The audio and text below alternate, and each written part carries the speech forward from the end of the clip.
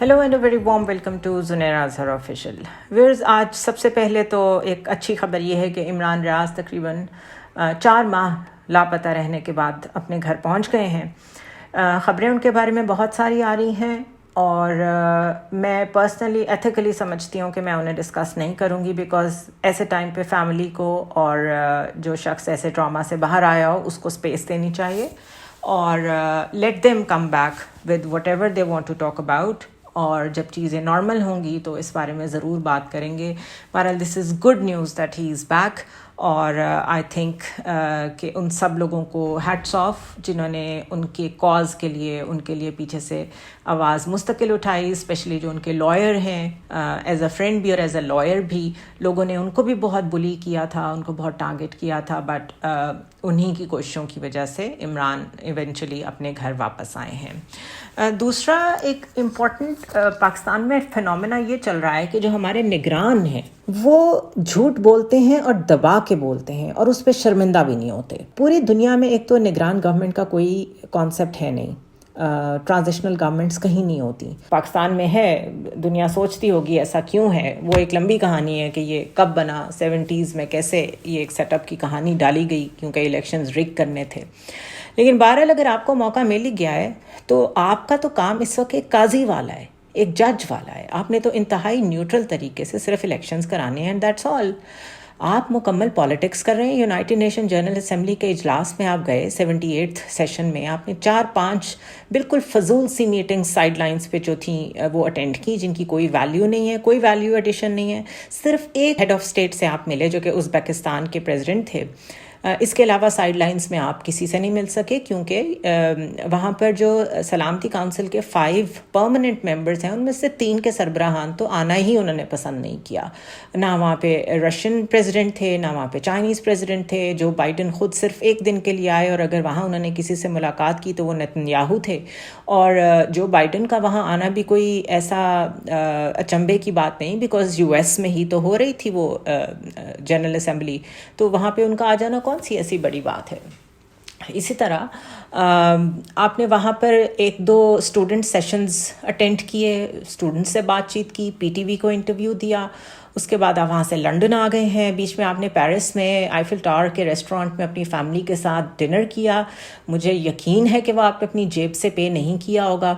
इसी तरह आपने लंदन आके चर्चिल होटल में जहाँ पे स्टे किया है, मुझे मालूम है वहाँ का किराया कितना है।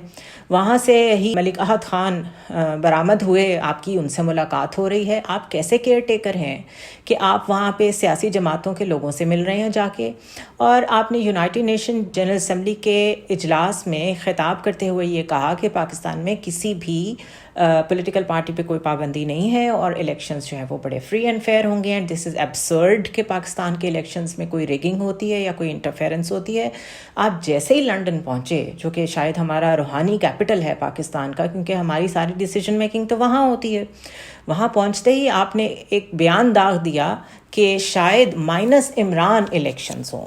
And let me coat it verbatim, जो स्टोरी ट्रिब्यून ने पब्लिश की है। Human rights commission of Pakistan slams prime minister Kakar over poles without Imran.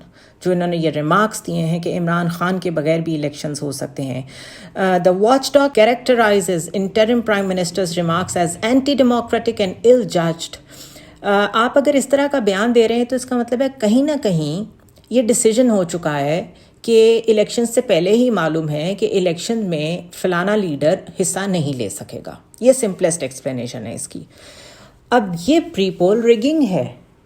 This is actually interference in the election which is a crime. और इसके ऊपर तो chief justice को इस वक्त नोटिस ले लेना चाहिए कि आपका निगरान प्राइम मिनिस्टर नाम लेके एक पॉलिटिकल लीडर का कह रहा है कि शायद इसके बगैर इलेक्शंस होंगे। आपको ये बात कैसे पता है?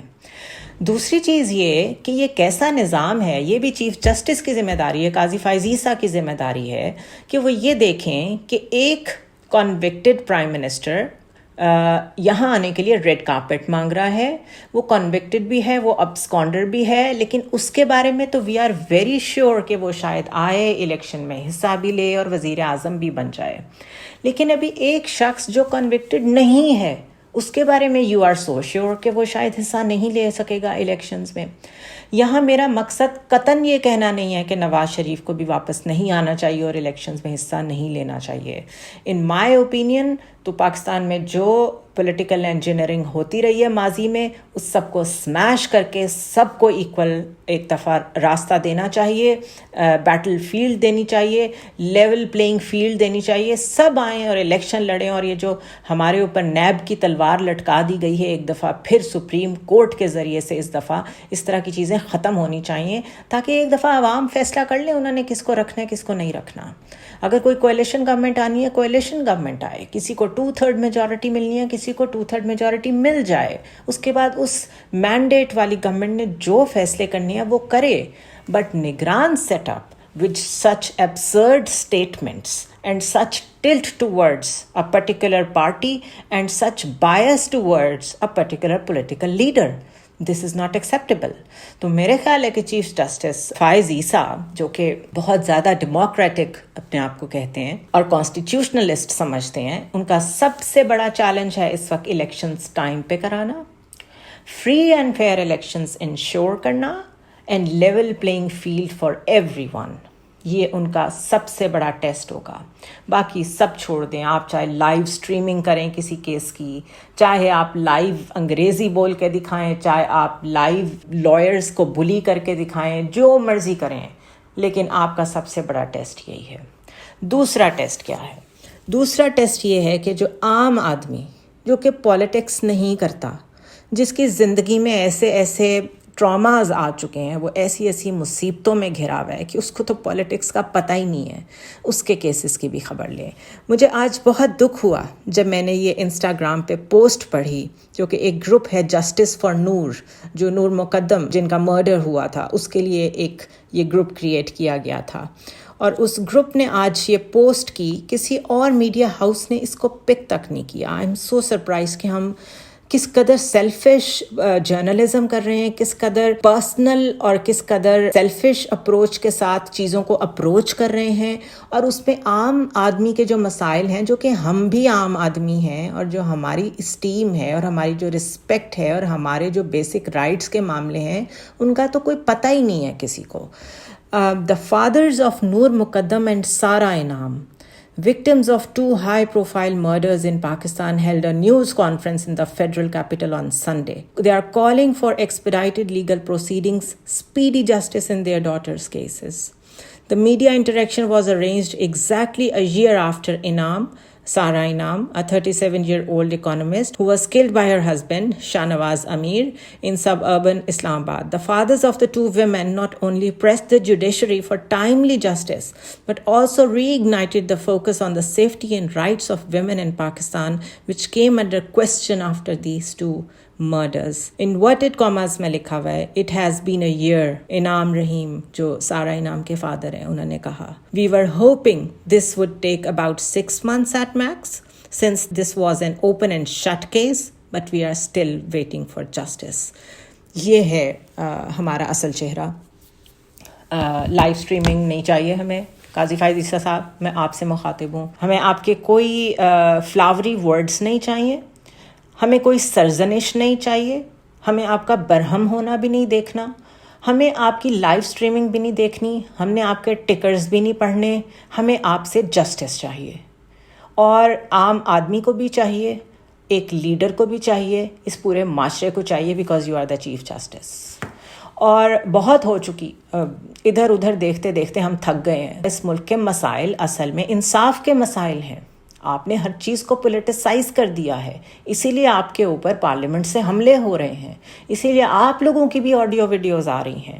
تو اگر آپ لوگوں کی آڈیو ویڈیوز آ رہی ہیں, آپ لوگوں کی عزت محفوظ نہیں ہے, تو میرے جیسے عام پاکستانی کی, یا یہ جو دو والد جو ویسے ہی پتہ نہیں زندہ کیسے ہیں, ان کی بچیوں کا جس طرح قتل ہوا ہے, ہم لوگوں کا تو کوئی پرسان حال ہی نہیں ہے.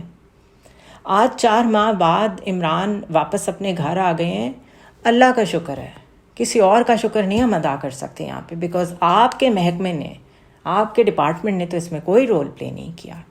سو بیسکلی کاکڑ صاحب, آپ نگران ہی بن کے رہیں, آپ وہ بننے کی کوشش نہ کریں جو اس ملک میں جو بھی بنتا ہے, اور جس کے لیے BBC نے یہ ورڈز لکھے تھے کہ آپ وزیر اعظم سمجھنے کی کوشش نہ کریں اپنے آپ کو، کیونکہ اس ملک میں جس نے بھی اپنے آپ کو وزیر اعظم سمجھا ہے پھر وہ اٹک، اڈیالہ، لنڈن ادھر ادھر ہی گیا ہے۔